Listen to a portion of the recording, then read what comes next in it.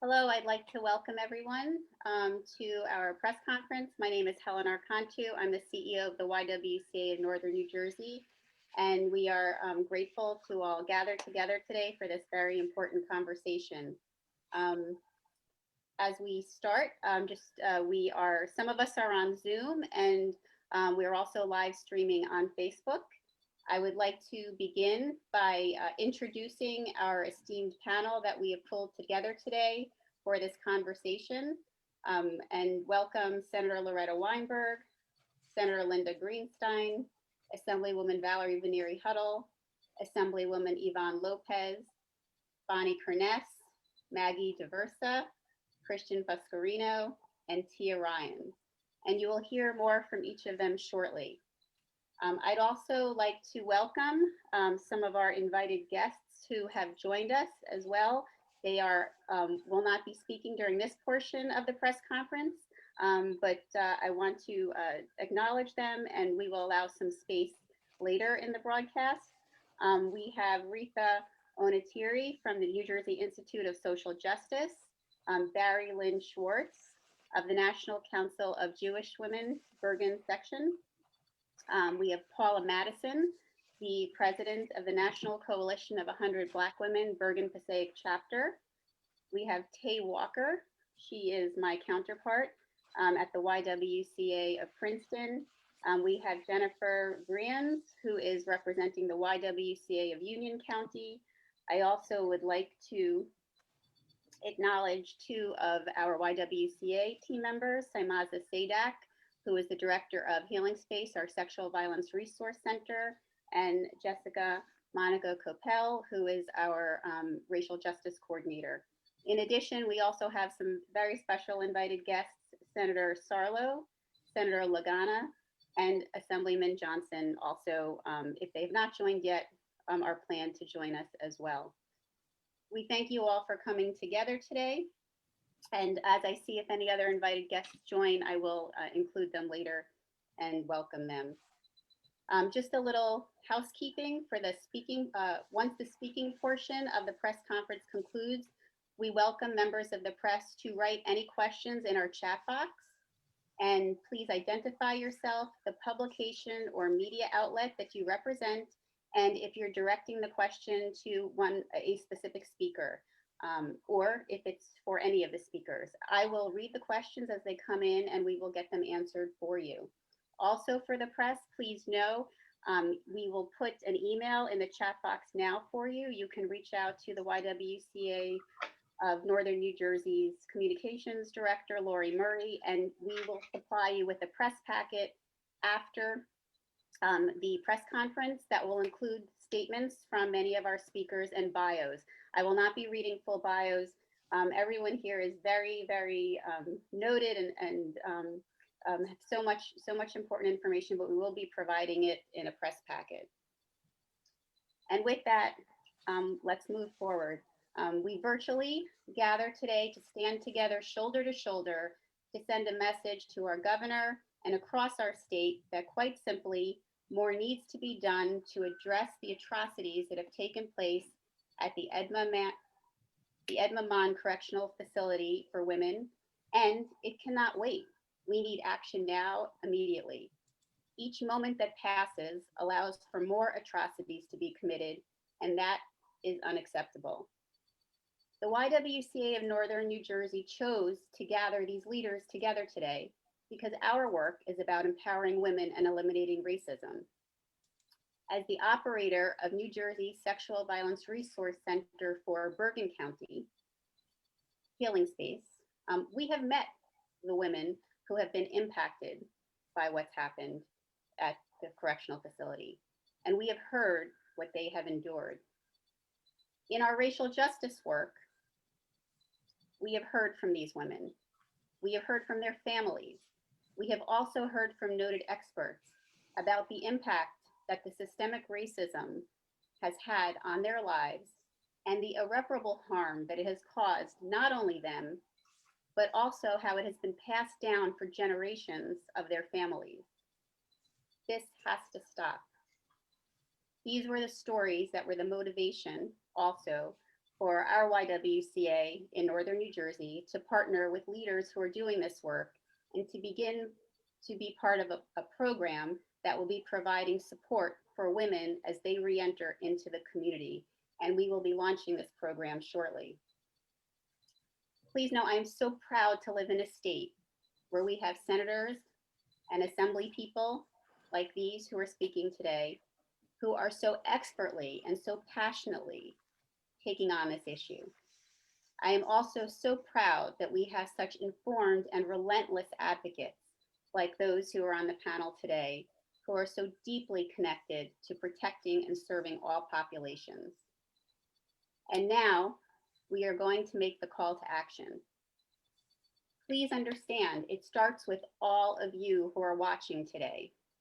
We ask you to listen to our speakers and to use the power that each of you have to lend your voice and to help make change on this issue. Those of you that are here today that are from the press, please amplify this story. Those of you who are citizens who are watching because you want to know more, you will know more shortly. Please flood the governor's office. Please flood your state representative with calls, with emails, with outreach, and asking them to take immediate action. You will know more and what to say after you hear our speakers. And with that, I am turning over the program to start with Senator Loretta Weinberg of the 37th Legislative District. Thank you, Senator. Thank you very much, Helen, and thank you to the YWCA for putting us all together. And what I was thinking of as I was listening to you speak, Helen, I hope the women at Edna Mahan know that there are voices gathered here today, not only my legislative colleagues, but representatives from Garden State Equality, from the Institute for Social Justice, from 100 Black women, from National Council of Jewish Women, and from the WISE, all through the state of New Jersey. This is a strong collection of voices to speak up on your behalf. So I really appreciate it because the women at Edna Mahan have not had so many strong voices. You know, the issues became apparent to all of us really back in 2016, when the first 2 correction officers were charged with sexual assault and official misconduct. The ensuing investigation led to more arrests and more convictions the following years. And then it finally resulted in the United States Department of Justice report in early 2020. The legislature, due to my colleagues on this panel, acted on that report and passed a number of laws meant to improve the safety of the women at Edna Mahan and provide greater transparency at our prisons. And yet it is clear that not enough has changed. The Department of Corrections seems to be steeped in rape culture and permits abusive behavior. 22 correction officers, 9 supervisors, and a prison administrator have all been suspended after the latest outrage. This is clearly no case of action. The Senate Democratic Caucus unanimously, all 24 state senators, called for Commissioner Hicks to be removed and for the federal government to step in. And I know that many of the people here on this Zoom has called for the same type of similar measures. Senator Greenstein, Senator Poe, and I have written a letter asking for the details of the settlement agreement between the Department of Corrections and DOJ. What agreements could have been made that would have allowed this kind of abuse to continue? And we've also asked for answers clarifying if last year's reform legislation has been enforced. It's been, I guess, starting in the early spring of 2020, when we started to get a few reach outs from some brave women inmates. We forwarded to the Department of Corrections some of the allegations that were being made at Edna Mahan. And in April of last year, fully 8 months before this January 11th atrocity, I got a lengthy letter back from the Commissioner of Department of Corrections outlining all of the reforms that were taking place there. In looking back over that letter, I might suggest it was a work of fiction, because had half those reforms that he said were being implemented had really been implemented, we would not be talking about the January 11th horror. And then our women's work group heard from a group of former inmates at Edna Mahan.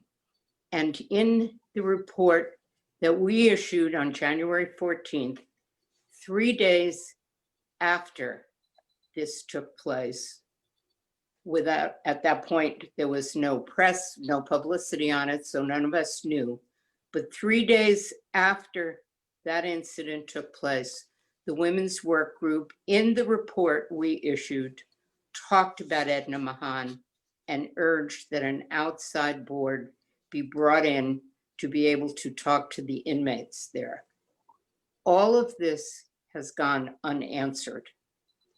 So with all of my colleagues on this call, with my colleagues from the state legislature, we are calling on the governor to suspend the Department of Corrections Commissioner Hicks and to bring in federal authorities or outside authorities to run the Edna Mahan facility and to make sure that the women in the care of the state of New Jersey are kept safe and free from rape and beatings. This has gone on too long, and it is past time for our administration to act. So again, Helen, thank you. Thank you for putting together voices for really the voiceless. And let me add one other note. Most of the female inmates at Edna Mahan, or at least a good many of them, are there because their wrongdoing is a result of years of domestic abuse or sexual assault. And now, as they are put into a corrections institute, they are still being harassed.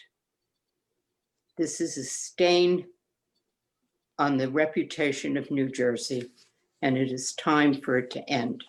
Thank you again, Helen. Thank you, Senator. We appreciate your comments and stand with you. And with that, I also want to announce we've since had join us a representative from the Universalist Unitarian Faith Action Committee, and Carol Escalzo, who is part of the Unitarian Society of Ridgewood. And I just want to thank her in particular. She was very helpful in helping pull this event together. And also, please note, I have tremendous respect for everyone on the call, and especially all of our esteemed state legislators. But I chose to interfile our speakers today between our state representatives and our advocates. I felt it was important to space them together. So with that, I now would like you to welcome Tia Ryans, who is the founding executive director of Forcing Out Recidivism Through Education. also known as Forte House. Tia, thank you for joining us. Again, my name is Tia Ryans, and I am the founder of Fort House, which is a transitional program that combats the dual problem of reentry and affordable housing with pro-social modalities steeped in economic self-sufficiency and academic integrity. Combination of academic support, inclusiveness, and family structure promotes an educational culture that disrupts the cycle of recidivism. Thank you, YWCA, for the opportunity to be here and bring us all together today. I am here today to speak about the horrors of Edna Mahan Correctional Facility. Physical and sexual abuse of women confined within the carceral system are one of the most widespread and neglected human rights crises in New Jersey and in the entire United States today. With few resources and little or no institutional protection, survivors endure physical injuries and suffer severe psychological and emotional impacts. This long-term harm includes, but is not limited to, post-traumatic stress disorder, rape trauma syndrome, unresolved anger, self-mutilation, drug addiction, and other self-defeating behavior. I'm here today to remind everyone that all of this occurs without the obvious fact that at least 95% of these women are ultimately released from Edna Mahan Correctional Facility, and they bring their medical and emotional issues home with them. The lack of holistic remedies for victims of custodial sexual and physical abuse and violence are unacceptable. Class action lawsuits for women faced with these experiences not enough. Those are simply reactions to a problem that has not been remedied at the root cause. Those are reactions to a system that turns a blind eye to an accepted culture. And while leadership of this facility would disagree with this unpalatable culture and camaraderie, there can only be so many excuses for the unsurmountable evidence, including too many similar stories that also count as evidence of women who have never met one another. I am here today, not as an expert clinician that has studied the effects of constant levels of degrees of abuse at Edna Mahan.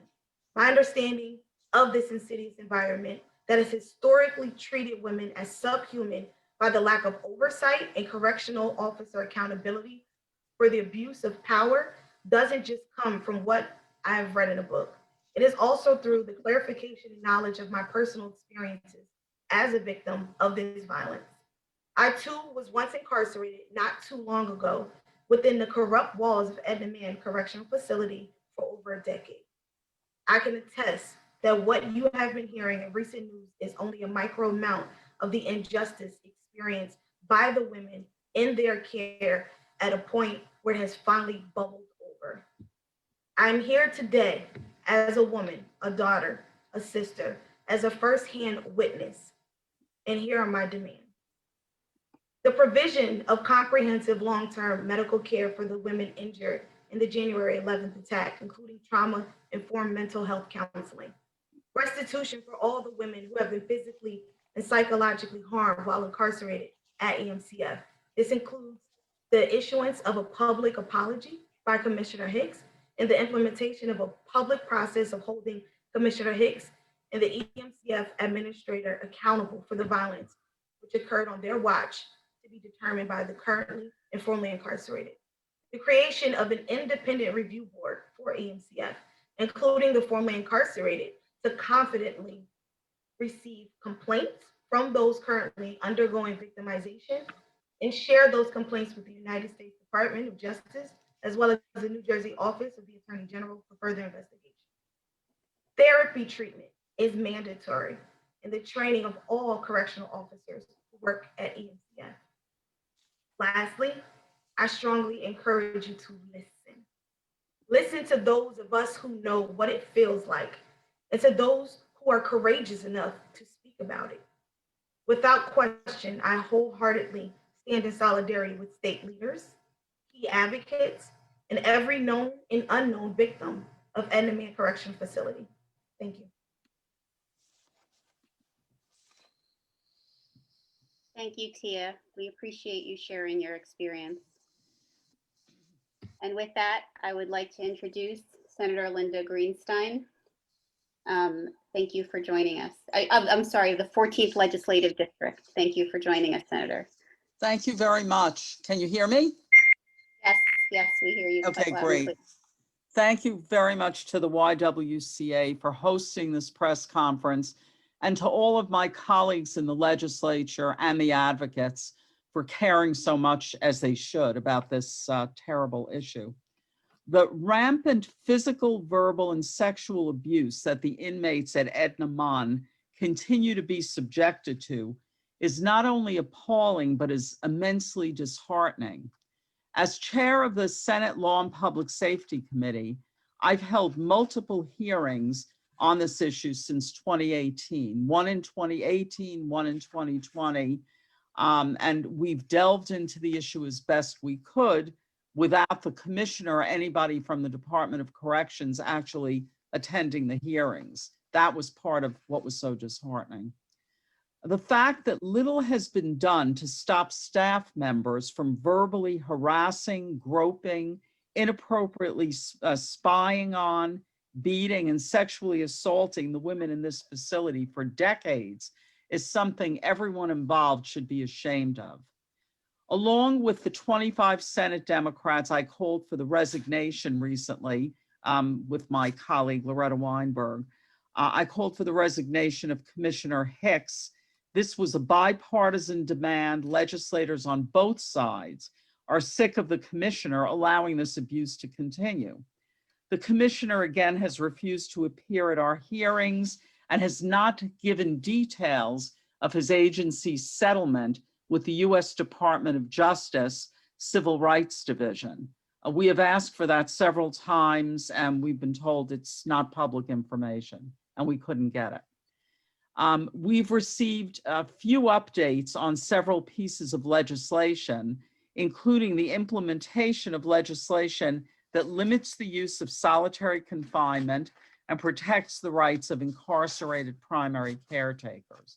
We need answers from the administration, and even more than that, we need meaningful change. Not only do we need to hold abusers accountable for their actions, we also need to hold the enablers responsible to ensure that the abuse is prevented from ever happening in the first place. We must act to protect the constitutional and human rights of all New Jerseyans. The continued systemic and institutionalized culture of neglect and abuse cannot continue. The inmates in our state prisons are under our care, which means the treatment they receive is a reflection of New Jersey as a whole. Everyone deserves to be treated with dignity and respect. There's no place for abuse and mistreatment within our criminal justice system. We must make sure once and for all that the state's only women's prison is not a national disgrace.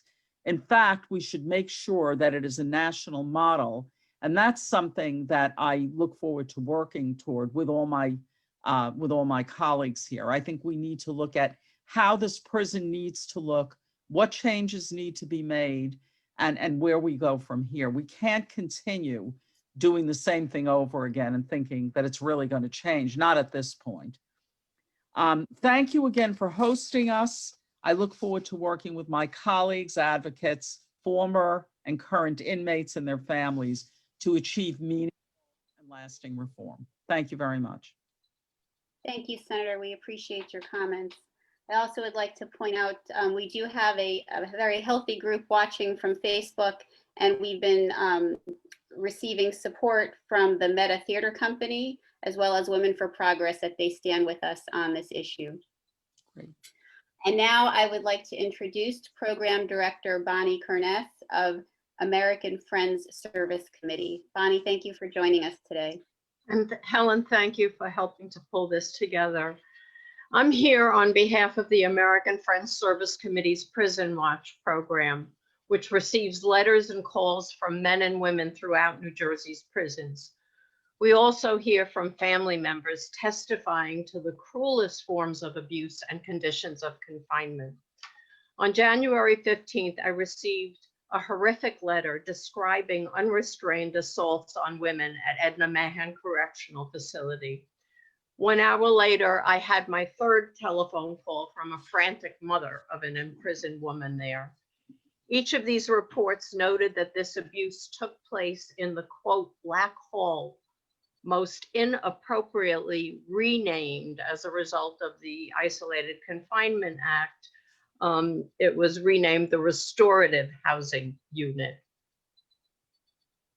which is solitary confinement.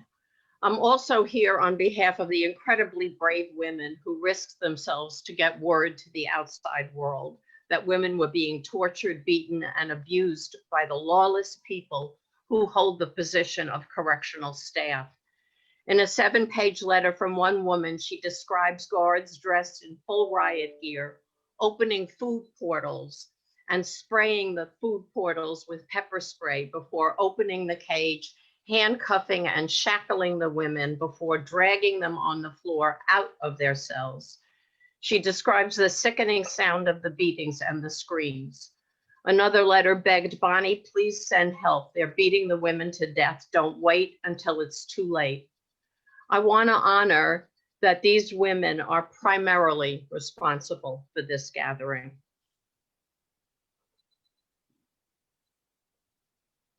It is ironic to me that those women testifying to the most awful forms of abuse and conditions of confinement shared torture, as many out here were celebrating the born day of pacifist Dr. Martin Luther King. In my 40 years as an advocate on behalf of people in prison, I can attest that torture in New Jersey prisons and jails has escalated, that cruelty happens with impunity, and that it appears that no one is accountable. The most recent brutality happened despite the indictments of the guards in 2016 and 17 for unbridled sexual abuse. This happened despite the set of legislation passed in 2019 to ensure the protection of women in the care of New Jersey's prison system. And this happened despite the scathing 2020 Department of Justice report on that prison. It's important to multiply the testimonies we receive from the women by the thousands of men and women in New Jersey prisons who are helpless to control the cruelty that permeates the Department of Corrections. Those with lived experience, those who remain inside, Jean Ross of People's Organization for Progress, myself, members of the New Jersey Prison Justice Watch Coalition, and other advocates have called, written, met with, and alerted everyone we can think of in the state for years. We have been assured by the Attorney General's office and other entities that investigations are taking place again. And again, we anticipate the removal of those who committed the violence. Even if this happens, our questions remain the same. How do we change the culture that not only permits such abuse, but accepts it? The Department of Corrections is more than a set of institutions. It's also a state of mind. And that state of mind has led us here today and is at the core of the changes that are necessary. I'm so grateful for this gathering and for the commitment of legislators to really and finally address the needs for public monitoring and public oversight. Thank you. Thank you, Bonnie. We appreciate your comments. I'd also like to share that Now of New Jersey and the Hyacinth AIDS Foundation has also noted that they stand with us on this issue. They're watching through our Facebook page. And with that now, I would like to introduce Assemblywoman Valerie Vanieri Huddle of the 37th Legislative District. Thank you, Helen, and good afternoon. And Bonnie, I thank you for being the voice for the voiceless, because Bonnie, if it weren't for you, we in the legislature would not be calling for action and reform time and time again, because it was in August that we spoke, and also with the advocates at Prison Watch. And it was you and others that informed us that the inmates at Edna Mahan had shared concerns about Sergeant Bethia, that he was a known abuser. And so it was in August that I and Assemblywoman Yvonne Lopez and Senator Greenstein sent a letter, August 4th, sent to Dear Deputy Commissioner Burke at the time. And I just want to read a portion of it. Recently, we heard from Bonnie Curness at the American Friends Service Committee Prison Watch that she has received several phone calls from inmates about Sergeant or Lieutenant Bethia. She tells us that he is known among the inmates as an abuser. We are asking that you look into this matter and keep us informed of the results of your investigation. We did receive correspondence back that they would check into it, but no action was taken. And now, months later, in January, Sergeant Bethia, the same corrections officer that you told us about, Bonnie, and that we wrote about in August, allegedly led a group of officers through the facility where they beat 6 women. Sergeant Bethia now faces 2 counts of second-degree official misconduct and 2 counts of third-degree tampering with public records. If the Department of Corrections had taken these concerns seriously, had they conducted a thorough investigation, maybe we would not be gathering here today. It's so disheartening, it's so disgusting, it's so appalling that this honestly is happening here in our prisons in New Jersey for women. And so today I stand here with my colleagues in the legislature and all of the advocates here, including the Coalition of Black Women, National Council of Jewish Women, Garden State Equality, NOW, the Hyacinth Foundation, and as they keep coming in, Helen, I'm glad that you are mentioning them, because together we can make a difference. We need to call for action. We need administrative action to address the systemic abuse in our correction system. Additionally, I'm calling on the legislature to move forward with a package of legislation I believe that Senator Greenstein referred earlier. One is to improve procedures for improving reporting sexual abuse at Edna Mahan. Another one is requiring security cameras to be installed, and that would bolster the investigations process.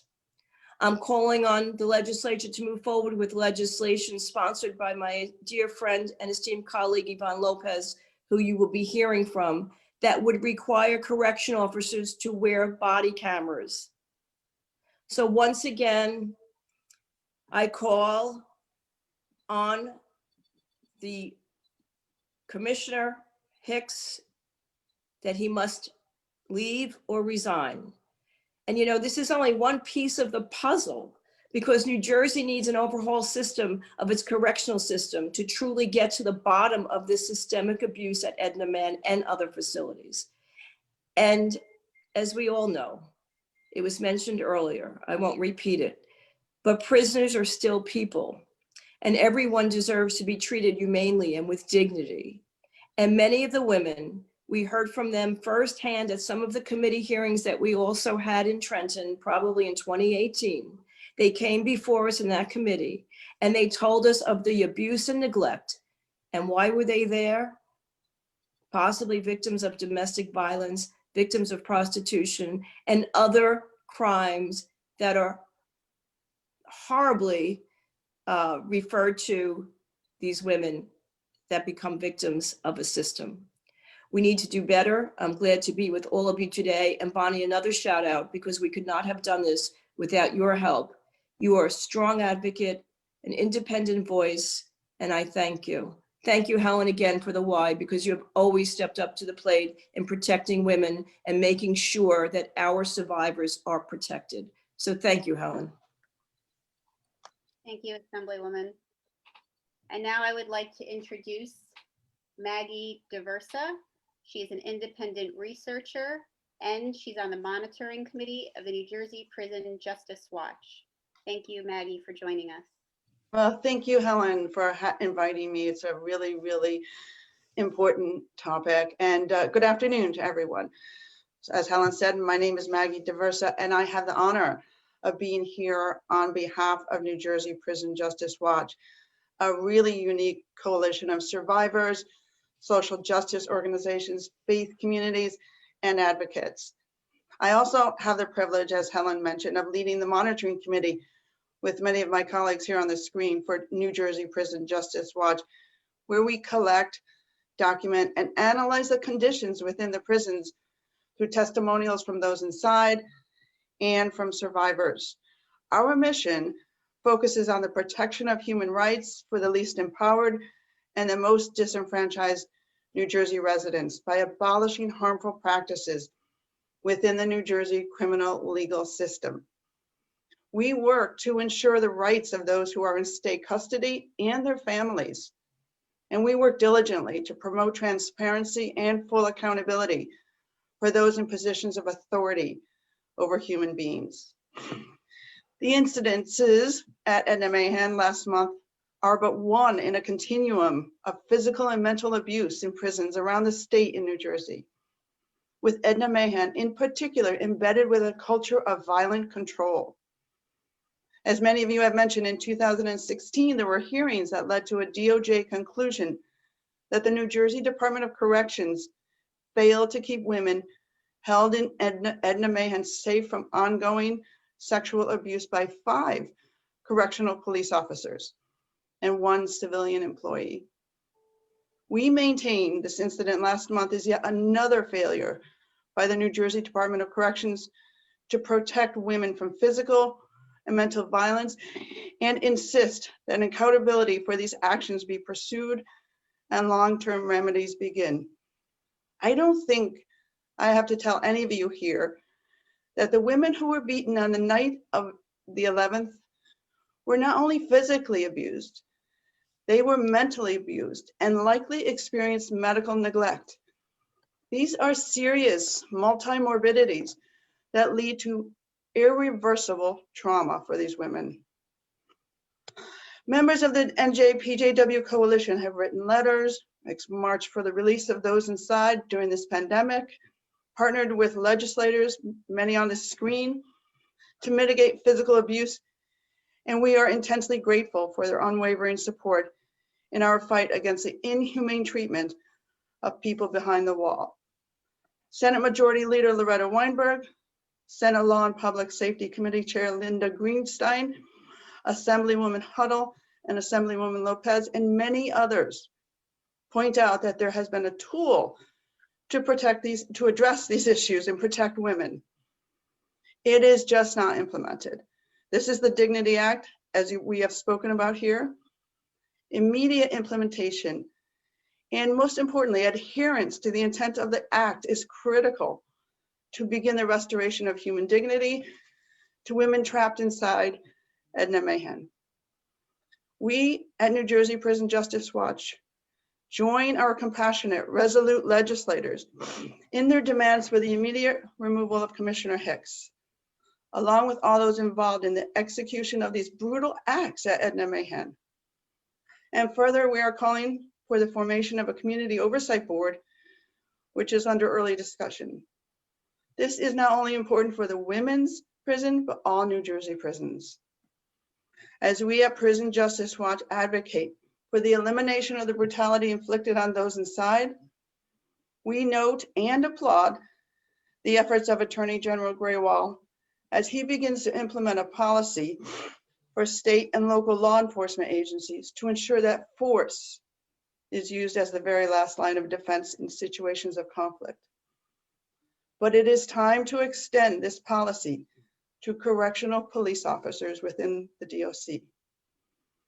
New Jersey Prison Justice Watch calls on government, faith communities, and civil society organizations to redouble their efforts to hold the New Jersey Department of Corrections accountable and transparent in order to eliminate the violence that those who are behind the wall are exposed to.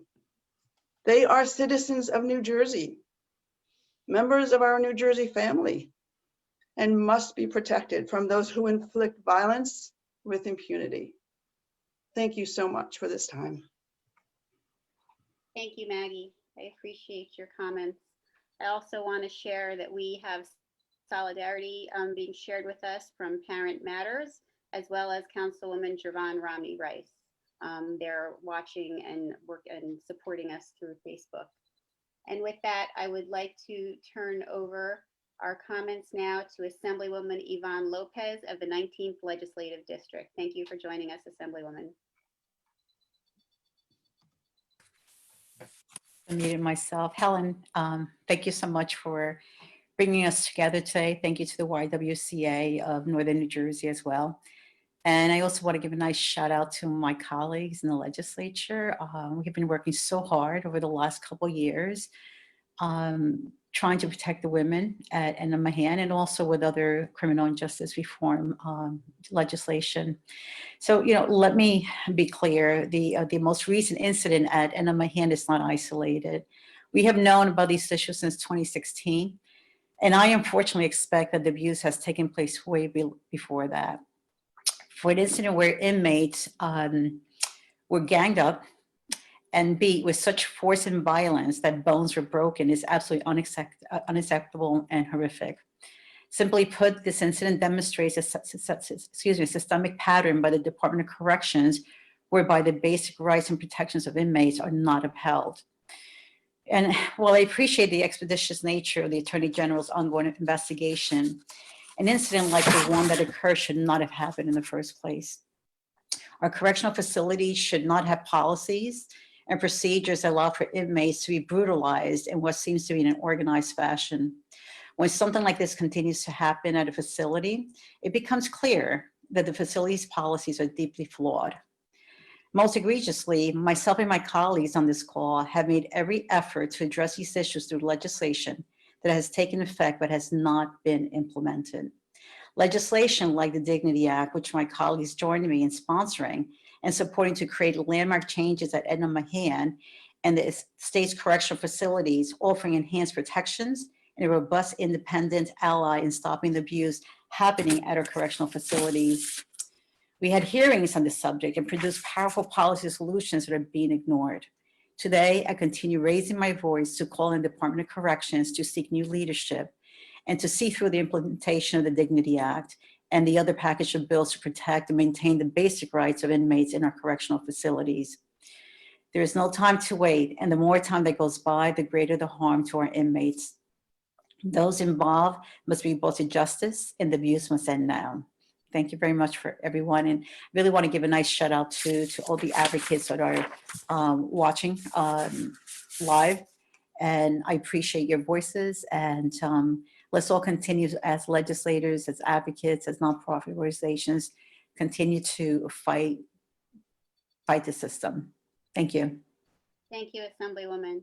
And as we get ready to hear from our last planned speaker, I also wanted just to remind the press, please, we have one comment question already in the chat box. We encourage you, for any of the press that have questions, please write them in the chat box, identify your name, your publication, and I will be going to the questions after this section.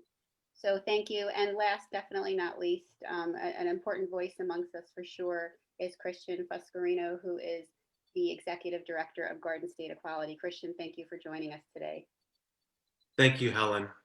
Senator Greenstein, Senator Weinberg, Assemblywoman Lopez, Assemblywoman Huddle, thank you for lifting the voices of those that are often voiceless. Tia, I was moved by your words and your bravery for sharing your story. And it's stories like that that are going to open the eyes of so many that remain closed despite this happening time and time again. It's why, as we move forward, we need to ensure that the women that are within this facility, have been through this facility, and have been through other facilities, have a seat at the table, because we will know from their stories how we are to move forward. Let me be clear, transgender women are women, but we need to note that transgender women are 13 times more likely to be sexually assaulted. That's an important statistic because in many cases for transgender women, when they're incarcerated, it's a death sentence or it's forced abuse. They have no other choice. And for the women that came forward and shared their stories, putting their lives at risk, their nightmare continues. We can read their stories, feel sick to our stomachs, and then go have dinners with our families and friends. for them, they remain in those walls. And that's why it's so important that we're speaking up and ensuring that their voices are heard. Prisons have the responsibility to protect inmates from other inmates, and especially from the staff of those facilities. That's their responsibility. They've failed their responsibility time and time again.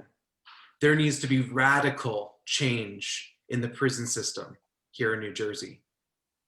As Senator Greenstein mentioned earlier, New Jersey should be a model for the rest of the country. We have one facility that is for women. Let's ensure that that one facility for women is a model for the rest of the country. Not only is New Jersey well positioned because of the tools and resources that we have, but in 2021, the technology exists to ensure that things like this aren't happening. If we don't have body cameras, if we don't have security cameras, if we don't have systems and mechanisms in place that, again, are now available to us because we're living in 2021, then those are active decisions that leadership is making to not implement them. I appreciate the Assemblywoman Huddle for bringing that up. We're also calling on the Attorney General's office, who has prioritized transgender women, who has prioritized transgender inmates, and has enacted good policy to use the modules of the Division on Civil Rights to investigate internalized transphobia and homophobia, to use those mechanisms to investigate beyond just this one particular instance, and to see of all the areas where the system is failing. This is really an issue of lack of practice, or individuals who shouldn't be in the positions in the first place.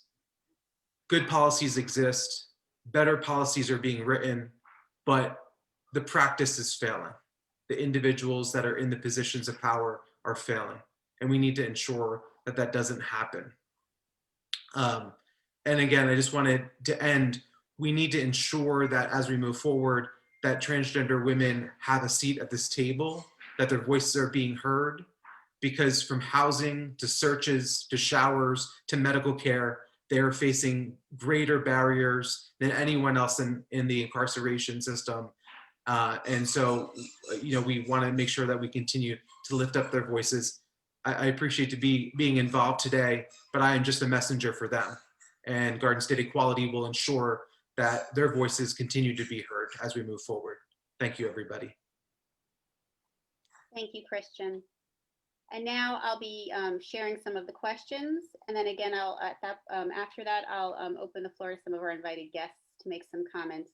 And so with that, again, to the press, I just would like to remind you, we'll be putting an email in the chat box right now for our Director of Communications, Lori Murray. You can reach out to her individually if you would like the press packet, which will include the statements of many of our speakers today and their bios. So please feel free to reach out for that. And now I'm going to share a question from Sean Sullivan from the Star Ledger, NewJersey.com. To the lawmakers, his question is, you and your colleagues have issued public statements calling for Commissioner Hicks' resignation. Governor Murphy has remained silent on this publicly. Have any of you spoken with the governor about this? How is his front office engaging with you on this issue? Please jump in, any of our panel. I did speak via text directly with the governor. And so far, I would prefer not divulging any kind of discourse we had, but thus far, the administration action is to hire an outside attorney, whom I know we all have great faith in, Matthew Boxer, to do another investigation. I, for one, do not agree with that action, and I've said that directly to the governor. Thank you, Senator Weinberg. Senator Greenstein? Yes. If the question is, has the governor directly engaged with me? The answer is no. In fact, I happened to see him at another event the other day, and it wasn't quite the time and place to have an in-depth discussion, but we really, didn't talk about it at all. The only thing that happened was when they decided to go the direction of Matthew Boxer, I did get a call from one of the attorneys in the office just telling me about it. And that was the conversation where I asked once again about trying to get the results of what it is that they agreed to with the Justice Department. And I was told, it's not public, we're not giving it out, that sort of thing. So, not able to really get any of it at that point anyway. So that's really all I have to report at the moment. I mean, there has not been, to my knowledge, any engagement, certainly not with me personally, so. Thank you, Senator. Assemblywoman Huddle?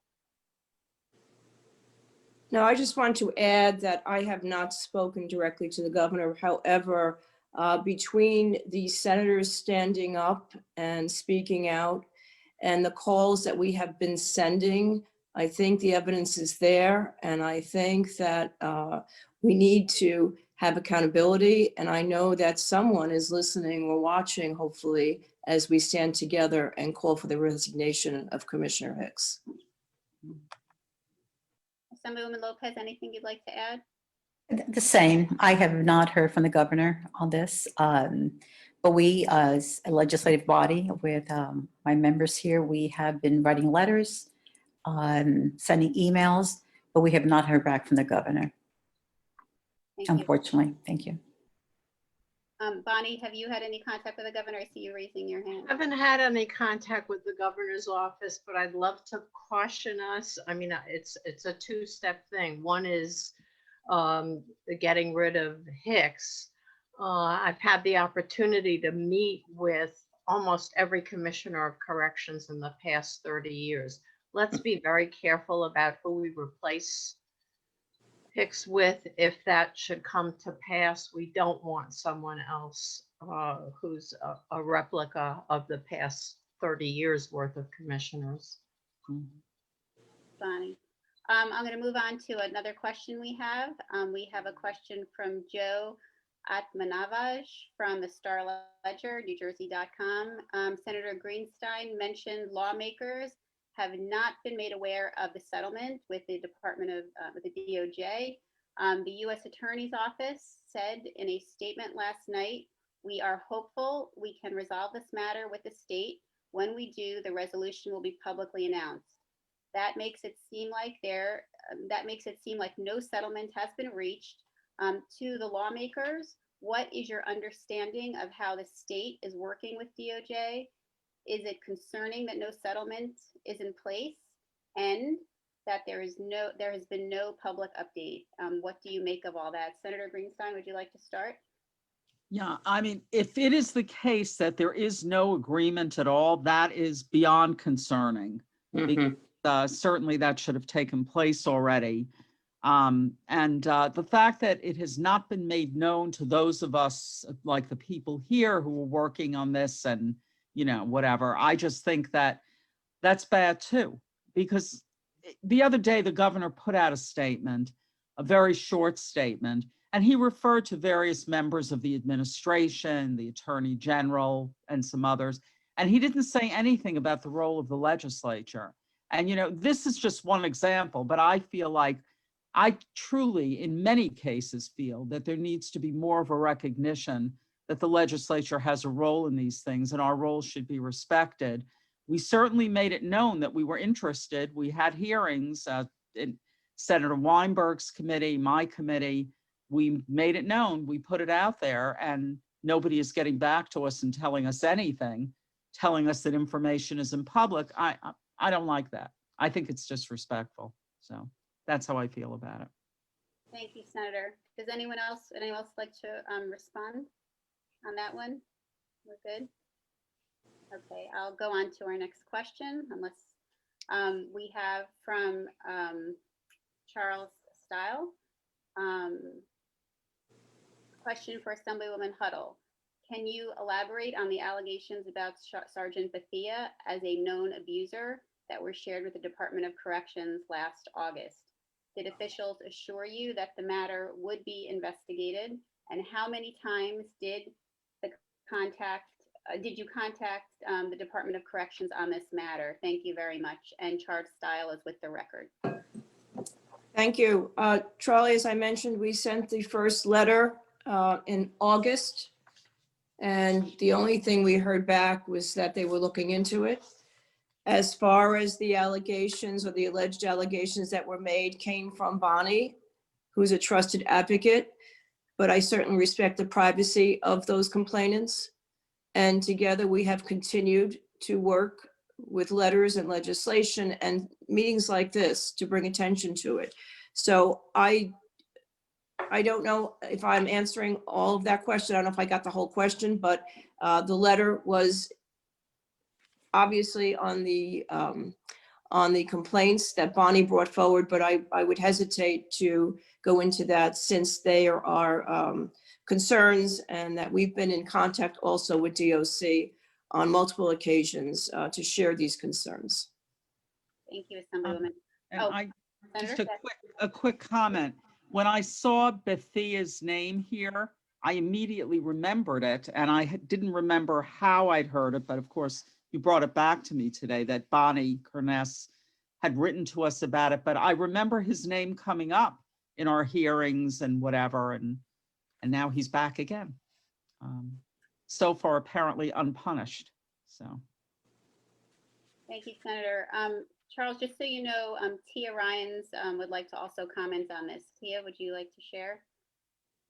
So I cannot speak to what the Department of Corrections, what's going on behind the scenes, but I can definitely tell you as a person who knows Officer Bethia that I was not surprised when he made the news and I heard about, his acts of violence. So, I've been hearing a lot about 2016 and, when things really kind of came to light.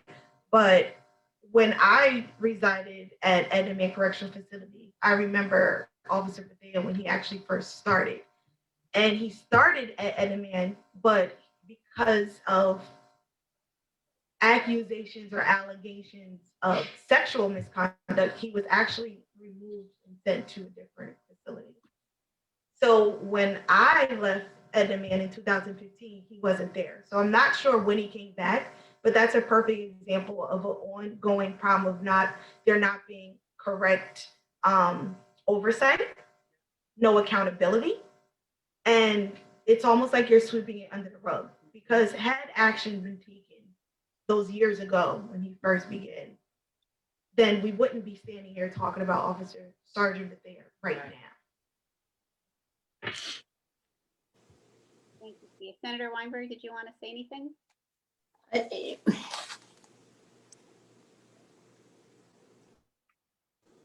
Sorry about that. Yeah, I was just looking over the letter that we got from Commissioner Hicks back in May.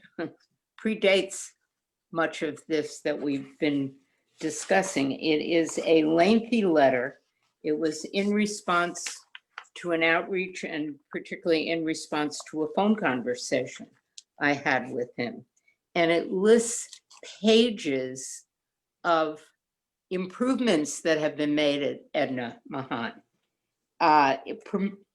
Improvements in reporting a prison rape, elimination of the ACT incident, engaged outside expert guidance, increased female leadership, increased in the number of female officers, increased oversight, expansion and upgrade of the camera system. I can go on and on and on. I would say that this document deserves a fiction reward for the year 2020. Thank you, Senator. You always put it best, for sure. With that, we have one more question from Blake Nelson of NewJersey.com, and this is to the lawmakers. Is there any discussion of impeaching Commissioner Hicks? Assemblywoman Huddle, I see you have your hand up. Yeah, it was just brought to my attention that on a bipartisan basis, my colleague Jean Sansfield in the Assembly is preparing a resolution, and I will join her on that resolution to impeach Hicks in a bipartisan fashion in the Assembly. I don't know if anything is happening, obviously, in the Senate, but I know that Jean is carrying that now in the Assembly in a bipartisan way. Thank you, Assemblywoman. Senator Weinberg, I'm sorry, did you? I would hope we have a governor who can act on this instantly and move to make sure, as was brought up a little earlier by one of our advocates, that careful, new, appropriate leadership is put in charge of the Department of Corrections and most definitely at Edna Mahan. I appreciate colleagues moving to impeach, but really the governor can act in a few moments. And I urged him personally, I urge him again publicly. This is a wide group of respected people who speak out on behalf of women, whether 100 Black women, National Council of Jewish Women, the Institute of Justice. You have a wide range of people here calling for the same thing. The time to act is now. The time to correct these excesses is now. So I think the governor knows how we all feel. The ball is in his court, to use one of the sports analogies. And I just want to follow up. It's not only Hicks that we need to get rid of. We really need to have systemic change. And I think that comes with the Edna Mahan package of bills that we need to pass. So Hicks is one piece, as I said, of this puzzle. There's systemic abuse. And so we need to obviously continue to address the systemic abuse with these packages of, or the package of bills that are going forward in the legislature, in addition to the resignation of Hicks. Thank you. Any other on this one? Okay. Tia, did you have something you wanted to share on this particular one?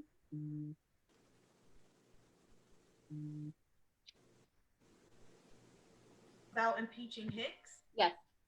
Or maybe I missed it. I just didn't know if that was your comment that you wanted to make a comment. No, it was for the previous comment, but I do feel that that's not enough. There's a specific culture that is in there that whether you impeach Hicks or not, it's going to still survive.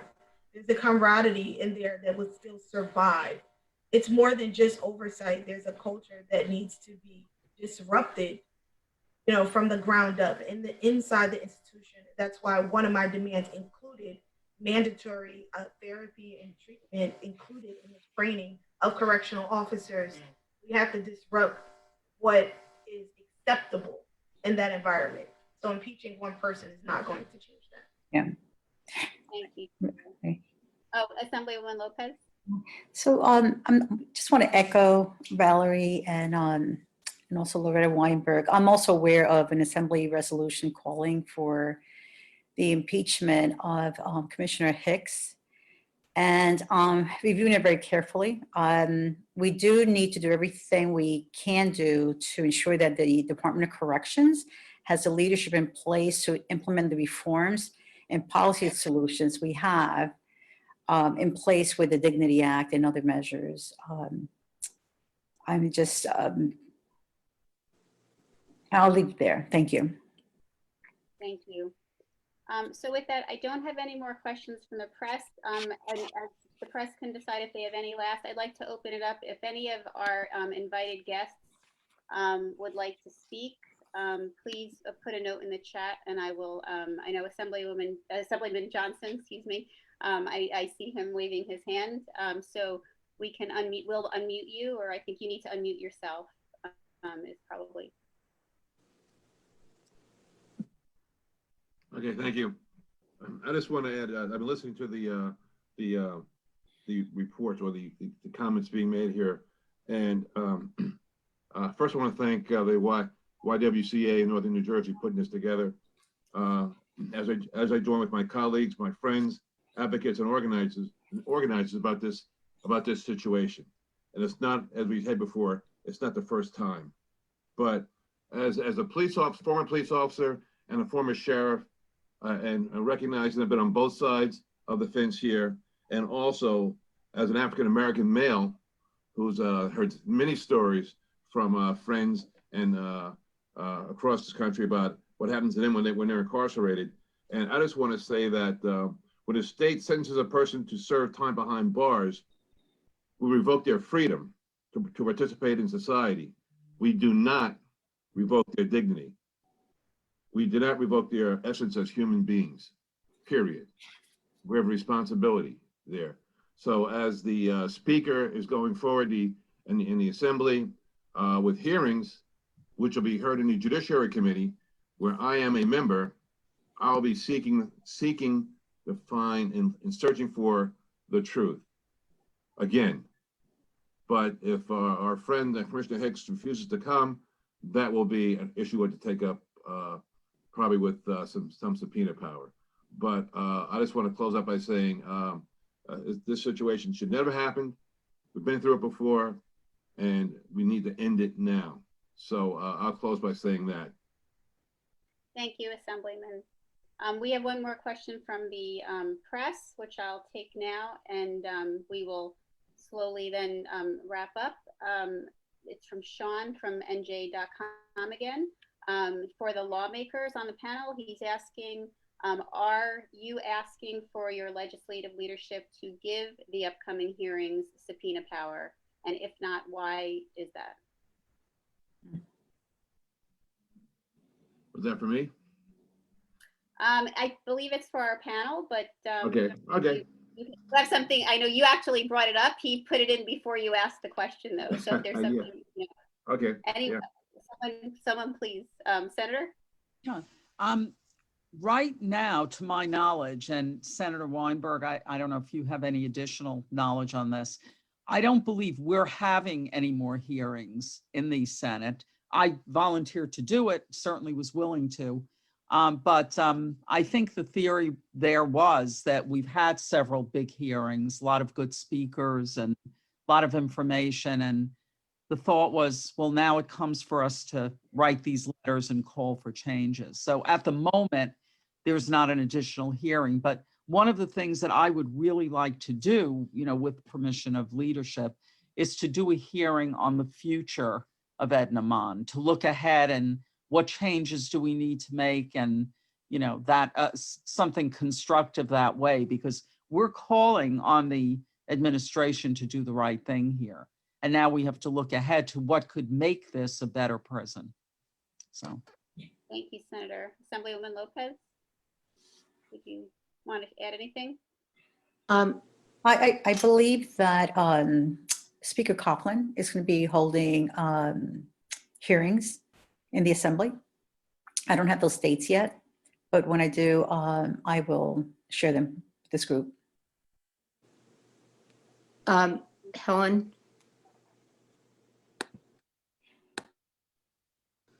Helen? Yes, Senator Weinberg, please. Yeah, I think we were aware that the Assembly Judiciary Committee has been charged with having hearings on Edna Mahan, and they, of course, can vote themselves subpoena power if, in fact, the administration there does not cooperate. I know that, as Senator Greenstein outlined, when we had a committee meeting a couple of months ago, the DOC commissioner refused to attend. We heard from other advocates there, but the cooperation has not been forthcoming. And I would like to add to what Senator Greenstein talked about. We've been led to believe by the Department of Corrections Commissioner that there is an agreement with the Department of Justice. If that is not true, then I will add that to the very long line of fictions that have been shared with those of us in the legislature. So it is really time to stop covering up. If there is an agreement, we want to see it. If there is no agreement, we want to know why. Thank Just you, wanna- Senator. I just Oh, want- Yeah, I just, and this will be my last comment, I believe we need to encourage every possible action to have the most powerful hearing possible on this topic. I have full faith that the Judiciary Committee can take a careful and strong approach to the issue, and leadership is proactively taking the necessary steps to encourage strong investigations. And I'll leave you with that. Thank you, Assemblywoman. And with that, with that, we'll come to a close. I want to, again, to the press, we encourage you, if you, we have Lori Murray's email in the chat. You can email her individually and she will send you the press packet that has many of the statements that were made today, as well as the bios of all of our esteemed speakers. For those of you watching on Facebook, we appreciate you joining us. And for all of the press and invited guests, we are so grateful that you could make the time to be with us today. Thank you so much. I really want to acknowledge everyone who helped assemble this dynamic group. Everyone worked very quickly. This came together on late Friday, and here we all are today. So thank you so much for the quick turnaround. The pandemic and the snow events did not get in the way of us standing shoulder to shoulder. I still will say we're shoulder to shoulder, even if we're in these boxes on Zoom, on this very important issue. As I said at the start, I do encourage everyone to get more involved and take action. We urge you to write to the governor, call the governor, write to your legislators, ensure that your voices are being heard. We heard call to actions today from all of our speakers. We heard about the removal of Hicks, having an oversight independent monitoring group put in place. We heard about legislative options that are in front of, that are waiting to be voted on that you can support. We also heard about really taking the time to do this right, not just removing Hicks, but making sure that we disrupt the entire culture that has been created, and that we should go forward and create a national model. As Senator Weinberg said, this is a black mark on New Jersey, and we would like to get to what Senator Greenstein alluded to as being a national model, that is a possibility, and that is some place that we can go to from this dark place that we're at right now. So we encourage you to take that information that you heard today. For anyone who is watching, if there was someone that you wish had seen seen this conversation, or for any press that would like to view it again, it will be live. It will be a link on our Facebook page. You all can share it to your various groups to help spread the word, and we encourage you to do that. We also encourage you to continue to follow the YWCA of Northern New Jersey. We will be posting more call to action around this issue and other important issues that we will always be rallying and pulling together leaders to speak on to impact change. Thank you again, everyone. We wish you a wonderful day, and please heed the call to action and take your power and make it known. Thank you. Bye-bye. Thank you.